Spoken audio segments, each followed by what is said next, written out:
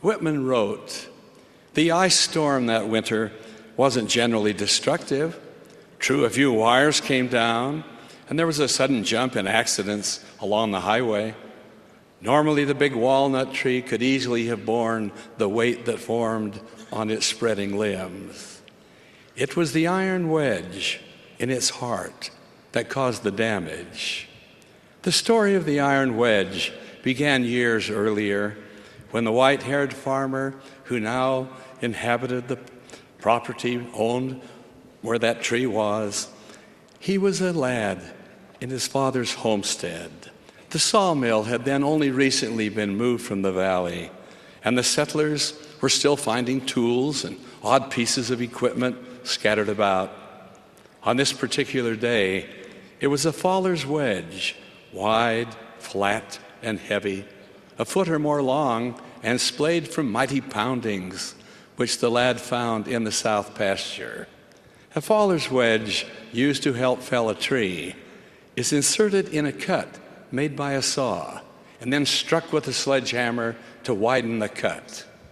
Because he was already late for dinner, the young man laid the wedge between the limbs of the young walnut tree his father had planted near the front gate.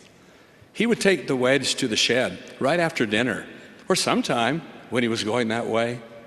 He truly meant to, but he never did. The wedge was there between the limbs, a little tight, when he attained his manhood. It was there, now firmly gripped, when he married and took over the father's farm. It was half grown over on the day the threshing crew ate dinner under the tree. Grown in and headed over, the wedge was still in the tree the winter the ice storm came. In the chill silence of that wintry night, one of the three major limbs split away from the trunk and crashed to the ground. This so unbalanced the remainder of the top that it too split apart and went down. When the storm was over, not a twig of the once proud tree remained. Early the next morning, the farmer went out to mourn his loss. Then his eyes caught sight of something in the splintered ruin.